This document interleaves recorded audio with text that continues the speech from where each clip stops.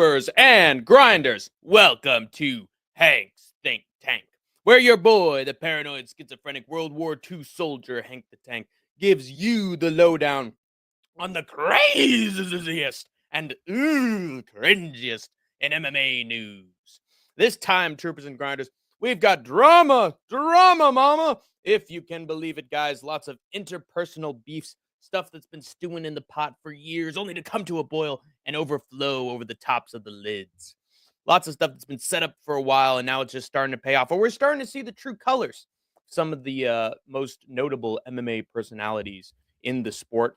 Some love, some hate, some in between. Lots of fading.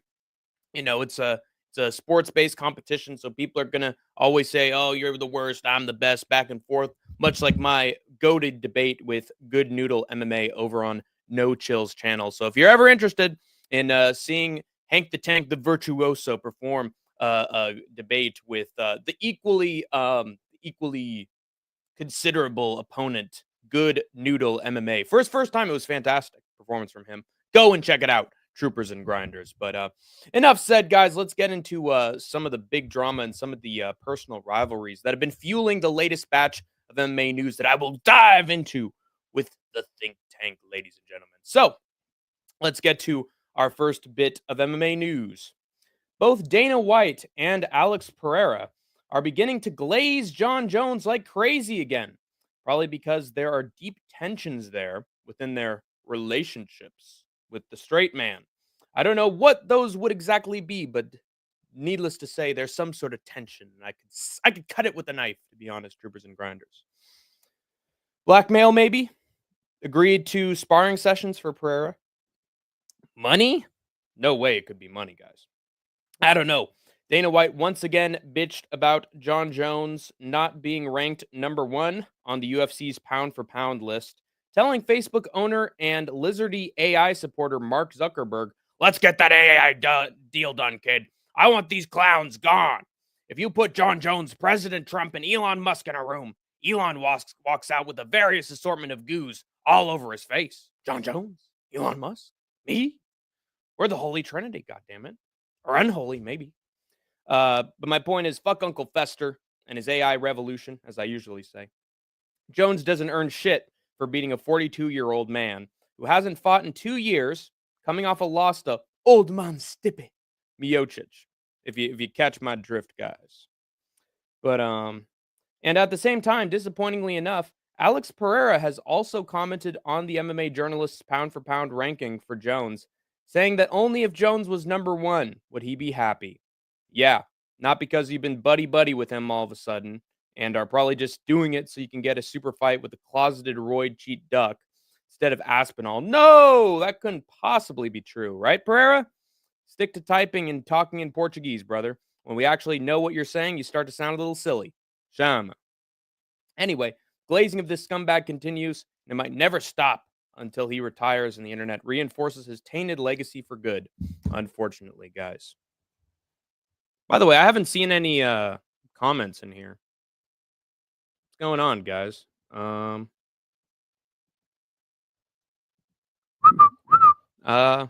Microphone's working. Hold on, I'm gonna refresh for just 1 second.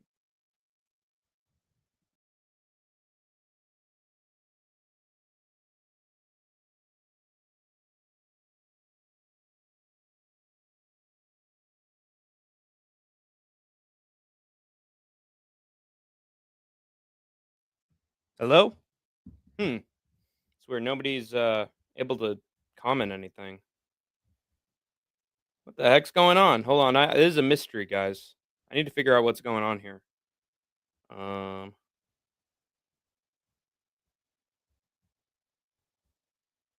nobody's in here. Nobody's saying anything. That's so weird. I smell something evil is afoot right now, guys, but I don't know exactly what it is. Maybe somebody hacked the channel. I don't fucking know. But let's continue with the next bit of MMA news, I guess. You know, honestly, guys, I wanted to keep this short and sweet anyway, so you know, too many chefs spoil the broth, but maybe someone can send me a message in the Discord to let me know something's happening. What the heck is going on? This is weird, guys. Anyway, my next bit of MMA news for you. Bo Nickal was recently on the Ariel Helwani show, you guys. Holy camole, my matzo ball soup, and Bo Nickal, what a mensch. And he talked about his fight with Paul Craig, delusionally asserting that it was a flawless performance. Flawless, guys. And that only his friends closest to him know how dominant he was in the fight. Not the fans, not the commentators, not anybody, but his personal associates. Yeah, sure. The Olympic gold medalist and two-weight division UFC champion, wrestler striker hybrid Daniel Cormier would have no idea whether your performance against low kick spammer with nothing else but a triangle, Paul Craig, was up to par or not. The ego on this guy, dude. Don't ever mention the commentary for your fights again, you fucking idiot. Anyway, what I remember from your fight with Paul Craig, Bo Nickal, is you spamming an overhand right over and over and over again like you're demotivated Brandon Moreno fighting Royval on short notice at altitude. Yet you had months to prepare for this fight. Truly masterful in every way, though, Bo. Despite me thinking, you know what, that first round could easily go to Craig in some judges' eyes. And I think Craig won that second round, guys. I had it 1-1 going into the third. And luckily you won it, Bo. But that was nowhere near a masterful, flawless performance. In fact, it made you look incomplete as an MMA fighter and like someone who gets smoked by a striker with good takedown defense and middleweight. Brundage owns you. Don't forget that little slip up, man. Know your place, is what I have to say. You destroy Kamzat. Yeah, right, dude. You're just a tinier, maybe even more emotionally insecure version of Joe Pyfer, if that's even possible. Eat a few more tin cans before you even think of fighting for a spot in the top 15. You're clearly not ready. And everyone knows it except you, the bot judges, and your cronies. Thank you. Thank you. I'm going to message a friend.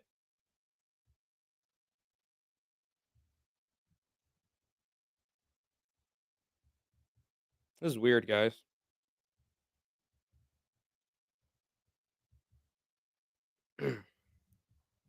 That's bizarre. I'm going to have to look into that. Why the heck is it not working?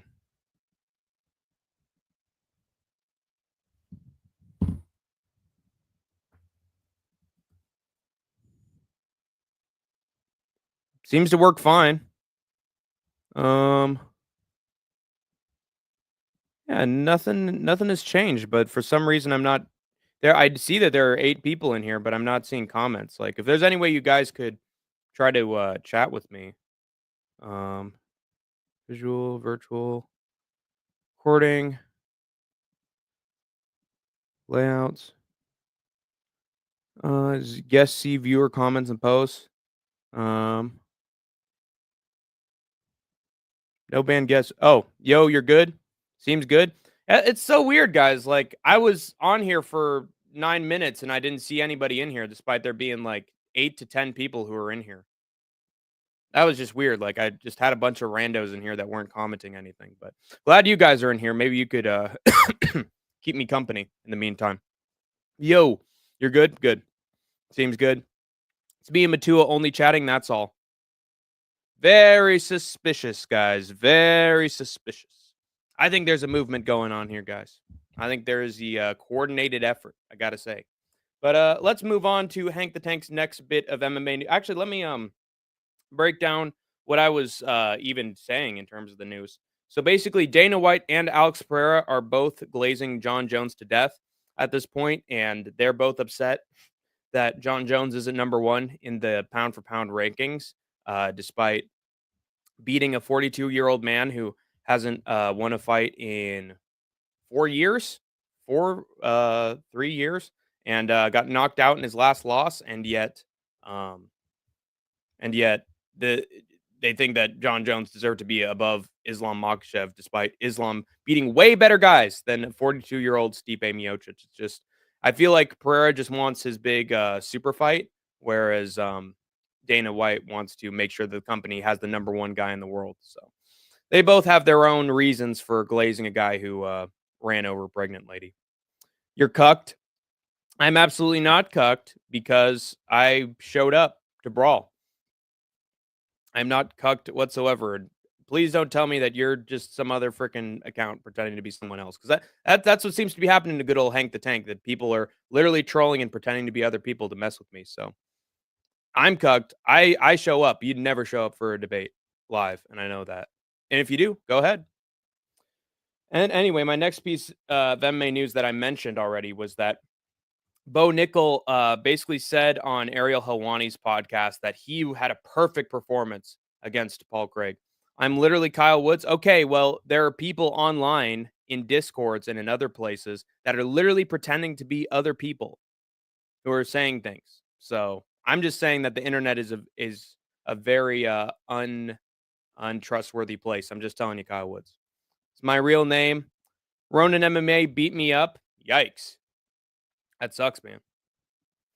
Broke my nose. I believe that. I believe that. But yeah, Bo Nickal says that he had a perfect performance against Paul Craig. And Lucas Tracy and Darren Till are both, and probably MMA Guru too, are all just saying that Bo Nickal is acting fucking ridiculous for thinking there were no flaws in his game when he lost a round to Paul Craig in round 2. And if you're watching, you know that Paul Craig won a round from him. But yeah, he's just totally in his own head, saying he beats Hamzat and then he can't even knock out Paul Craig, which is just fucking crazy. But yeah, Bo Nickal is an idiot. Anyway, that is my recap of the news that I have given so far. But let me get into my next bit of MMA news. I have to keep this stream sort of brief, guys, because I got some work to do for tomorrow. But in the future, Hank's Think Tank is going to be a lot longer. But Dominick Cruz, this is actually my longest piece, so got to get my liquids in. Also, I had a debate, so my throat is just a little dry at the moment. Dominick Cruz stated during an interview with TNT Sports that he wants to have a retirement fight in 2025, claiming that he tried to set up something for the end of the year, but now knows that the early half of next year seems likely. Jon Anik on Twitter suggested a rematch between Dominick Cruz and Henry Cejudo from their short notice bantamweight title fight. And the only obvious choice is actually him versus Aldo, since they were set to fight each other before Cruz canceled, and all the UFC's prospect feeding shenanigans destroyed Aldo's late career resurgence. Boiled ginger cinnamon and lemons and black tea. Thank you. I appreciate the advice, Matua. I might just follow your advice when this one's over. But anyway, UFC manager and 24/7 rat Ali Abdelaziz replied to Anik's suggestion that a rematch between Cruz and Cejudo was easy work for Henry, quote unquote.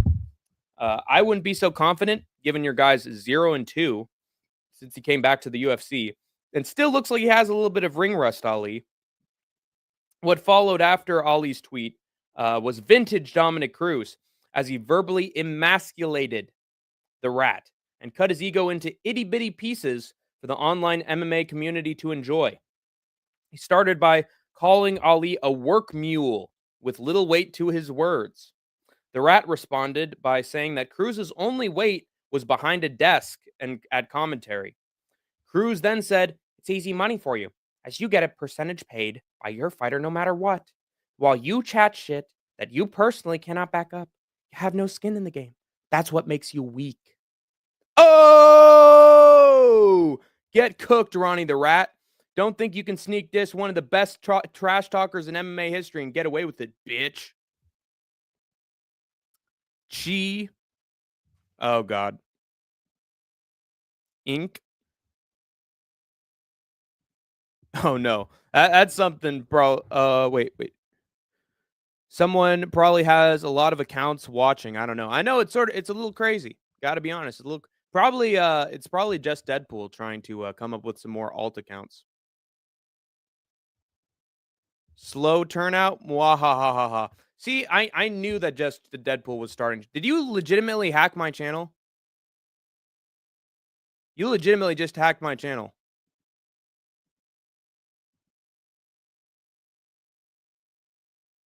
Yeah, that's not me. I knew it, dude. I knew it. Oh, it's him. Of course. Well, I know exactly who you are, so off you go, bud. Sorry, dude. Damn. Such a shame, dude. Because there isn't a space there. Good for watch hours. Lots of accounts. Yeah, it's him. I know it's him. And he's telling everybody in the Discord not to hang out. He's telling people not to show or to show up and not say anything. So Cheddarhead, he made another alt account. Cheddarhead. Bah! Sup? Hello, Sean Moody. Good to see you. Finally, we have some real life people in the chat. Cheddarhead is here. If you're not just Deadpool, I'm sorry that I got rid of you, but yeah, you're gone. I can't have somebody messing with me. Sorry. If you want to chat with me in the Discord about it, go ahead, but there's nothing in the cord. Okay. Well, some rando just slowed down my chat and is trolling me, so I got to assume who that is. Anyway, Ollie tried to come back by saying that he would take zero percentage of Cejudo, 0% from Cejudo if he fought Cruz, because Cruz getting destroyed by Triple C would be a compensation enough. Dominick the Dominator then delivered the final nail in the coffin of Ollie's argument, tweeting in vintage Cruz fashion, "Look at your big tough guy words on X. You're now talking about paying someone the percentage of money that you usually would steal from him, just to fight me for you, solely because you yourself can't cash the checks you write in with your big mouth.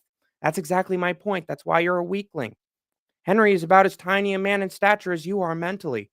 Oh, Don DeMarco, bang, bang. It's like that. Stop it, Cruz. He's already dead. Put a fork in him, for Christ's sake. Don't let that debate get you wound up. I'm not. It's just that someone was messing with the channel. I know who it was, too. It's not slowed down. It's probably just lurkers. Yeah. I think I'm gay. You are gay. Who is gay? You're not gay. Well, maybe you are. I mean, you can't seriously be in love with Jessica Andrade, so there has to be another reason for this. We know no chill. We accept you anyway. We're a very friendly community, online MMA community. I hope we are. In reality. News, please. I'm getting to the news. Rigo is here. One of us. Mm-mm. Nah, you're gone, dude. I'm sorry. I have to get rid of you. Like, wait a minute. I thought I stopped you from coming into the channel already, dude. Nah, he's pretending. He's got to be pretending to be other people. But even if it was Rigo, I'd get rid of him because do I need to say anything? I'm not going to say anything, but I there's been proof. Let's just say it, that. Get out of here, perv. There you go. If you're gay, try to suck a penis and find out. I've seen half the debate. You kind of got cooked. Sorry. Well, I did. I mean, you probably watched the second half of the debate. Let's be honest now. You maybe didn't watch the first half of the debate. Either way, Hank the Tank won the recount. So it doesn't matter what you think, gray shirt. It doesn't matter what you think. Because no chill, you are slow. But I get it if you think I lost. Like, there were some times that he stuck the knife in and kept pushing it in. So he did get me on a few occasions. I will agree with that. Why not call your channel Gray Shorts? It's a good question. I don't think he posts shorts. I thought he posted videos. Anyway, continuing on with the Dominick Cruz news. But no, Dominick continued. You two deserve each other. You and Henry Cejudo. Taking out you two birds with one stone sounds like a lovely day of humanitarian work. But that was probably Choice Center. What Choice Center would want you to do, Dominick. Make them some more money. I agree. Just don't let the rat know about your ties with Choice Center. Otherwise, he might have an advantage against you with that skeleton in the closet. Even Aljo cooked the rat, saying that full camps would make the rematch equal on both sides the next time around. No response to that will ever be valid, as much as you try, rat. Aaron Bronstetter, of all people, was the voice of reason in the debate for Cruz's retirement fight, though, saying, Cruz versus Aldo, please and thank you. Preach, brother. Cruz versus Aldo, make it. It was the fight to make from the start, and then Cruz canceled, and now you got to rebook the fight. It just makes all the sense in the world. And Aljamain is also right that Aljamain was also right that he didn't have that Henry had an advantage against Dominick Cruz in their first fight. What did you debate? I missed it. We debated a series of topics. I think like the main topic was like who's had more life experience and who's had more friends or has like real life like experience and relationships. I think that's what it turned to. I don't know how it got there, but that's how it ended. That's where it landed at the end of the day. Also, that is quite the image right there. It's actually because they did a facial scan, right? Yeah.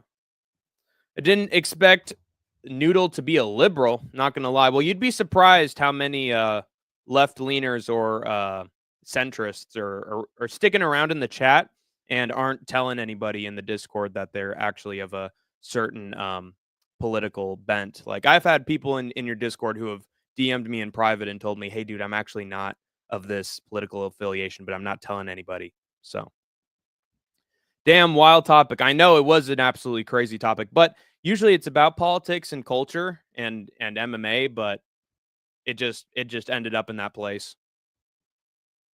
Damn noodles, libtard. Why'd you have to say that? No chill MMA. Look what you've done. You have beautiful green eyes. Thank you. They're not green, but they are hazel. They are hazel covered eyes, or hazel colored eyes. So had those since birth, but the light definitely creates a certain tint. If you're saying that to shaved Michelle Pereira, though, that is pretty funny. Also, he might be gay. He could be gay. Hank is literally a libtard and openly. I'm a leftist. I'm not a libtard. There's a difference. Anyway, my next bit of MMA news for all the troopers and grinders out there.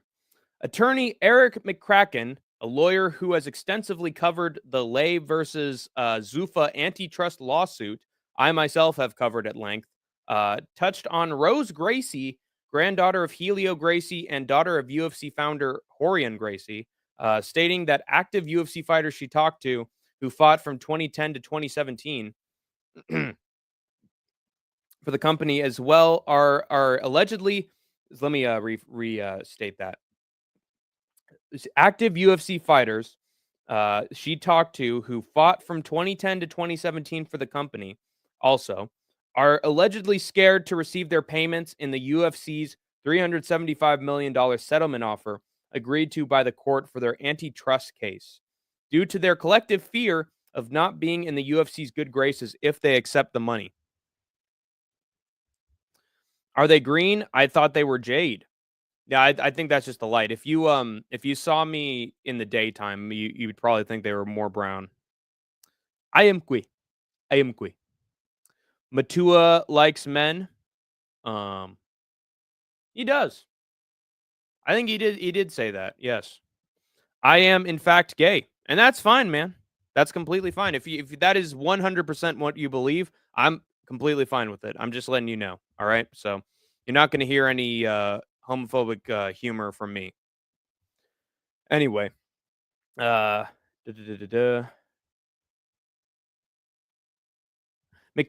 made it clear in a post on social media that the UFC wanted to give this money away to the fighters and that them not accepting it wouldn't benefit the company or themselves at all. Telling them to take it because it's owed to them. Agree with the attorney here. The fighters spanning that 8-year period should accept the money. Show me the money! The UFC's money offer for their own sakes, if anything else. And refusing it would only create a potential mess for the company and perhaps put the fighters at financial risk in the future, perhaps resulting in major implications for the newly forged class action lawsuit for the UFC fighters from 2018 beyond. For real, dead ass. All right, and that's fine with me, bud. You can always talk to me about it. If people are being fucking mean, I'll fucking sort them out. Anyway, what do you guys think of that piece of MMA news? So basically, the fighters who would benefit from that antitrust lawsuit, the one with the $375 million settlement offer, they are scared to take the money because some of them are actually still fighting for the UFC and think that the UFC is going to punish them if they take the settlement offer for the case. But the attorney, one of the attorneys that's been covering this, is basically telling them, please take the money. You're not actually benefiting yourself. You're not. If you don't take it out of fear, you're actually just not getting yourself money. They want you to take the money. So there's some drama involving that. Mod Paradox, I agree, and I'm gonna try to keep it in my head this time. All right, Paradox the Chad, I will make you the next time you show up in this chat room. I swear it, you will be a mod. You will. In fact, I'm gonna make some notes of it. I'm legit gonna make a Google Doc right now.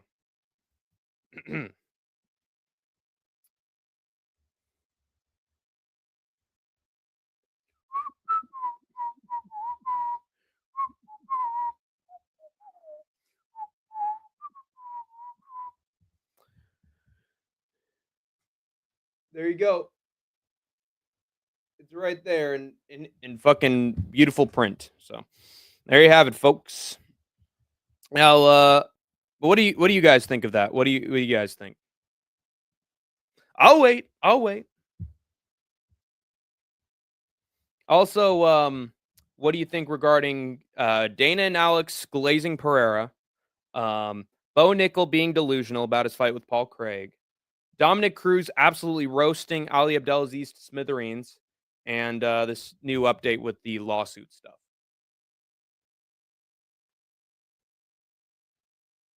There's 16 people in here, damn it. Are you all illiterate or something? I'm giving you the news. Now you have to be a concerned voter and talk about it. The ball is in your court. God damn it. I'm looking at you. I'm looking at you with shame. Because you're just phasing out, man. Oh, dude, I'm in another fucking world. I'm in another planet, man. Blood busting out the digital typewriter. Yeah, because otherwise I'm going to forget to mod you, Paradox the Chad. Okay? I'm actually setting a reminder for myself. I'm actually, being responsible at this point. So aren't you proud of me? Aren't you proud of me, Paradox the Chad? Come on now. I don't give a fuck about the lawsuits, and neither do a lot of people. Let's be honest here. Code red, baby. What happened with Connor? So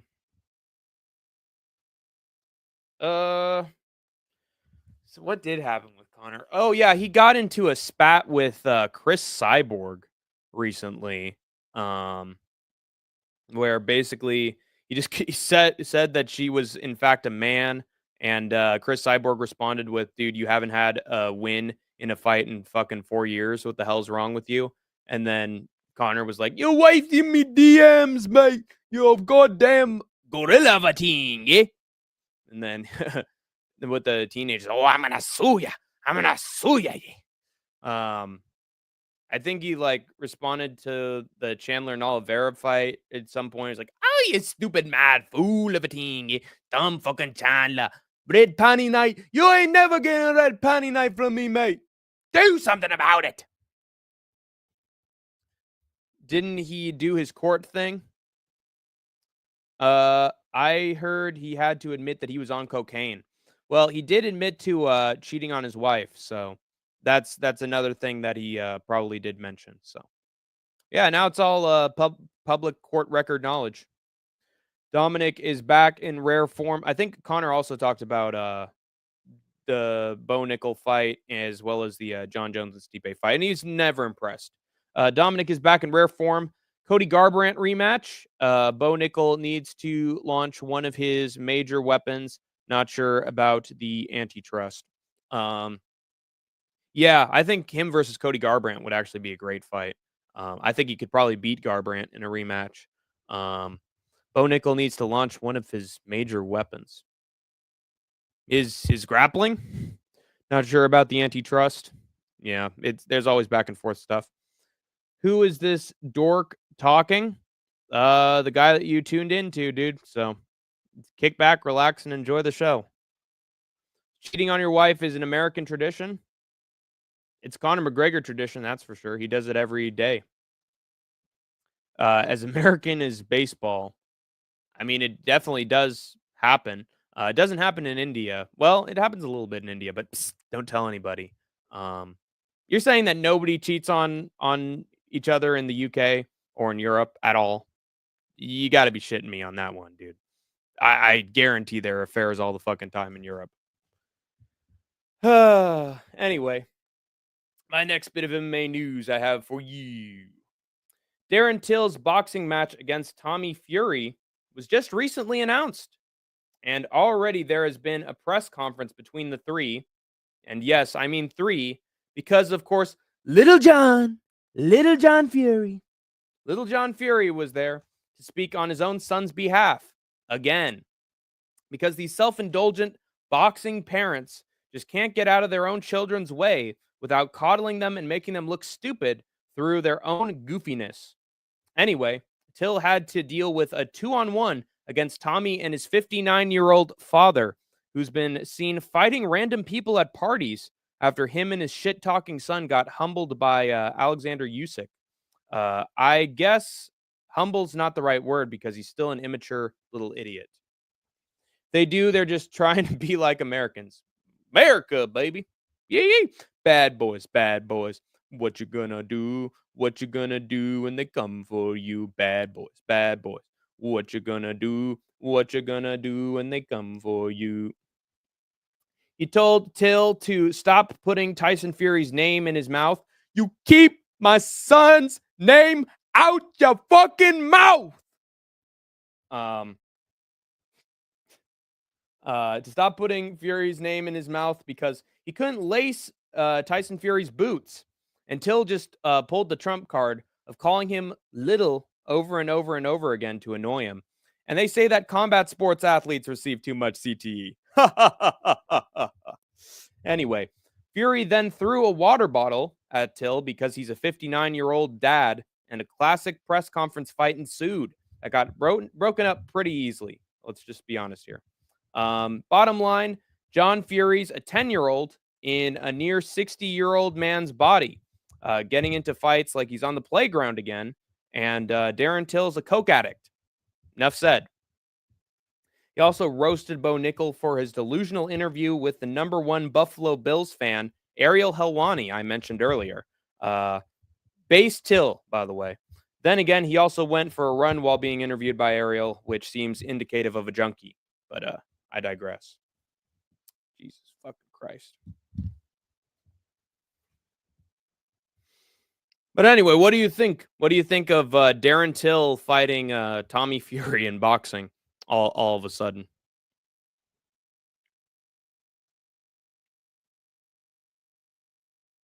Was it do you think it's been cringe so far? Do you think it's going to sell? Is this the right move for Till? Does he have a chance against Tommy Fury? I know he has a chance against John Fury. He definitely he'd take John Fury's head right off his shoulders, so it's just the same bullshit over and over again. You know.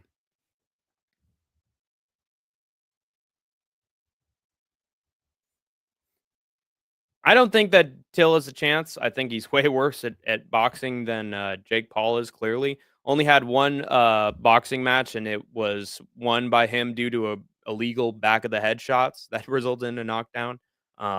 Tommy Fury's going to fucking destroy him, and that's not going to be fun to watch. And then Till's going to be done with boxing, basically. He'll get an easy check, but Till's #1 role these days seems to be to get beat up, so it's a real shame, troopers and grinders.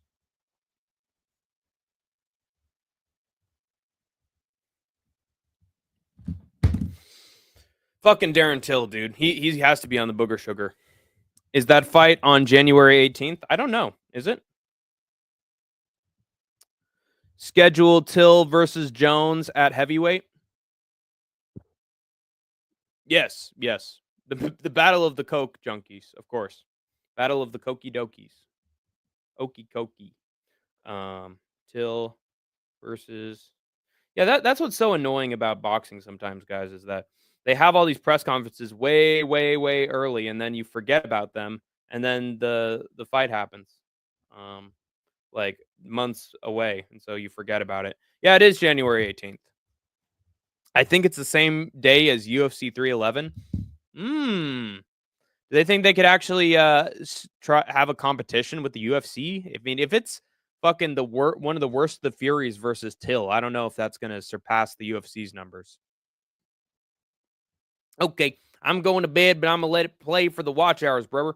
Thank you so much, Sean Moody. I appreciate it, dude. I appreciate it, dude. Scheduled Till versus Jones at heavyweight. Thanks for joining, by the way, Alex Wiseman, and welcome to the Skate Tank Army. I forgot to say that. Sorry. I'm going to 311. The band, nice. Hopefully they stack the card. I think 311 is going to be Islam versus Armin, right? Where is that fight taking place? By the way, it's actually a good hint as to who's going to be headlining it. Because I heard through reports that it was going to be Armin versus Islam. It's in L.A. There are no champions from L.A., so are there? No, there aren't. Toporia's in fucking Georgia. Islam's in Dagestan. Drickus is in South Africa. I mean, oh, Sean Strickland. Sean Strickland would be a challenger for DDP's belt. If they were to rematch, having in California makes sense because Strickland is from California. That is probably what I can get out of that. Yeah, Islam versus Armin. Yeah, I think that's what it's going to be. But if it's not that, don't be surprised if they have Strickland versus DDP2 happen in California, since Strickland is from there. LA is full of Muslims and Armenians. I see. I see. Yeah, but at the same time, Turkey Al Sheikh is fucking bending and twisting Dana's arm behind his back. So he'd probably want that fight to be in the Middle East, right? Sort of weird that it's actually not. But then again, UFC did have 302 in Atlantic City, New Jersey, and Islam was on there. So I guess it makes sense. Anyway, let's move on with my next bit of MMA news, troopers and grinders.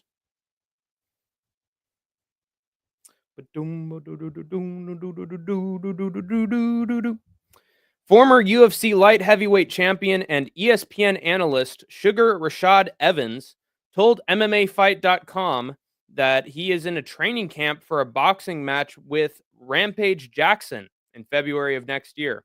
Bunch of fucking circus boxing fights happening recently, troopers and grinders. Jackson and Evans will never not be in a rivalry. It is absolutely hilarious. So Rampage and Evans are just going to fight until the day that one of them dies from a stroke. And even then, both of them will die at the same time, and then they'll fight from beyond the grave. Endless fucking feud between Evans and Rampage.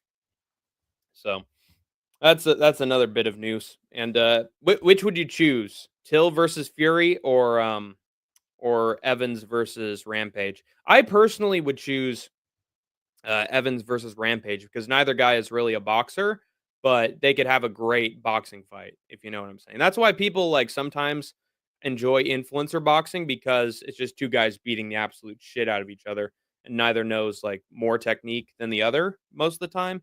And so it's just you just get to watch a bar fight the whole time and it's fun.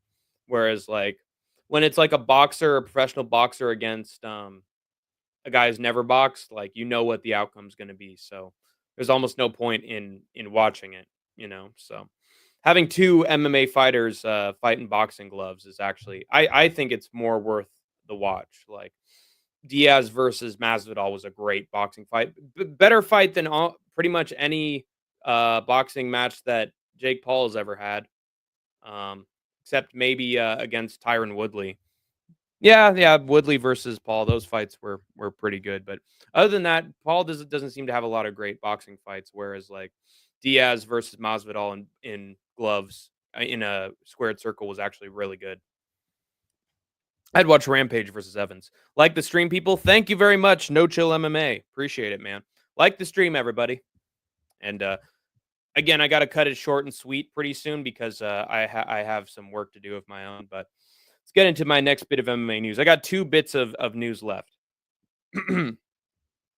Old footage has been released of Ian Gary and Shavkat Rakhmonov sparring, where it seemingly looked like Ian was getting the better of Shavkat on the feet.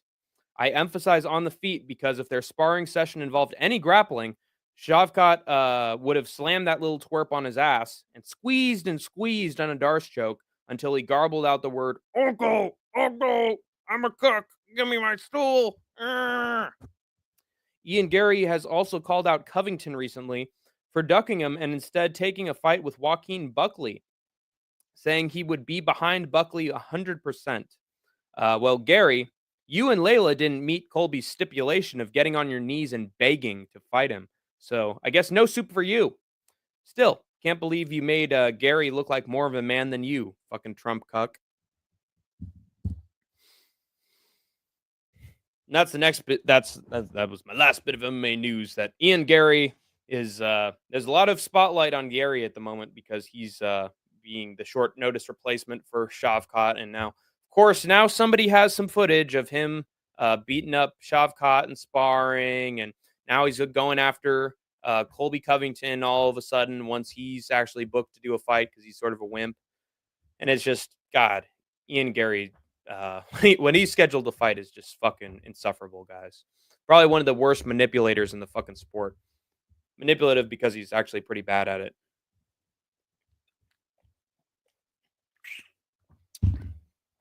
But what do you think? Have you seen the sparring footage with him and Shavkat Rakhmonov?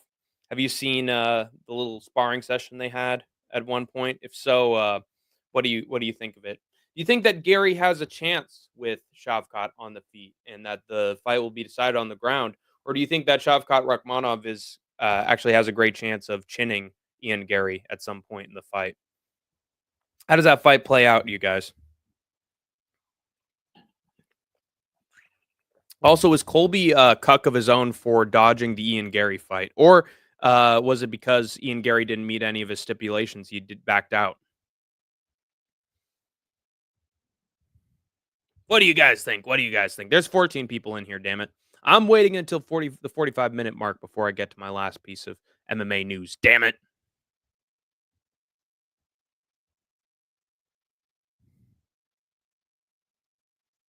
You guys do know that Gary versus Shavkat is happening, right? It's happening. It is a fight. It is a fight in the world that is happening. Ah, there they all go. Cowards. Cowards. All of you. You casuals, damn it. Oh, well, I have my own opinions. I think that Shavkat could potentially knock out Ian Gary because he has a pea head. But I do think that Gary is probably the quicker and more technical guy. So it's either he gets chinned or he gets submitted. Either way, I think that Shavkat wins. Anyway, my last piece of MMA news that I have for the troopers and grinders and diving into the think tank. Alex Pereira has filmed himself training in South Korea. Highlights include him doing his entrance in front of South Korean fans at the airport. Yeah.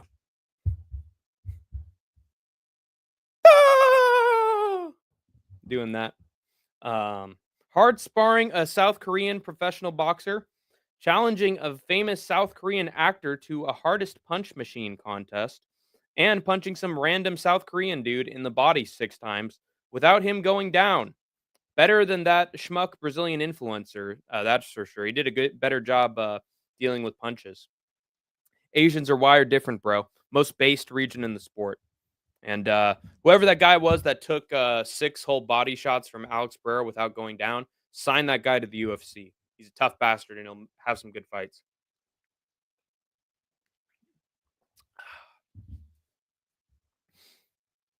Anyway, what do you guys think? What do you think of Alex Pereira's little trip to South Korea? Is it cringy? Some people have told me that the trip is from Pereira was pretty cringy and against the aura of Alex Pereira. While other people like me are just like, no, Alex Pereira has been goofy like this since the start, and he's not afraid to be funny and pull some fucking shenanigans. So seems like classic Alex Pereira to me. He's always going everywhere doing something, which is honestly the life to live, people. You got to get out and you got to explore. You only have one life, guys.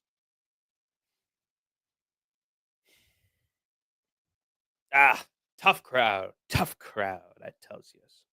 Well, say something. Anything. Doesn't even have to be about MMA. It's gonna be about me. You can insult me, call me stupid. Do whatever you want. It's a free country, right? First Amendment. If not, Hank the Tank is going to close the stream out of spite. You got 3 more minutes. Damn it. And then you got to give me a straightforward answer. Capiche? Or I'm going to give you concrete shoes. I'm going to make you sleep with the fishes. And let me tell you, the fish don't get no sleep. They're either alive or they're dead. Oh! You feel me? They're going to fish you out of the bay. You're going to be full of freaking branding marks from Hank the Tank stamping his fucking name on your ass. You understand? I'm gonna cut off your pinky fingers and send it to your ma. Hey! Oh! Forget about it, Cheddarhead. Why the hell you call Cheddarhead? More like mozzarella balls. More like Parmesan on top of spaghetti and meatballs. You know, you ain't Gouda, man. You ain't Gouda. You're a bad guy. But then again, so am I. So what does that make me? Oh! Get your Malignan shit out of here. I'm walking here. Why you busting my balls? I ain't busting your balls. I ain't busting nothing. I'm busting you out of the clink is what I'm busting. Busting makes me feel good.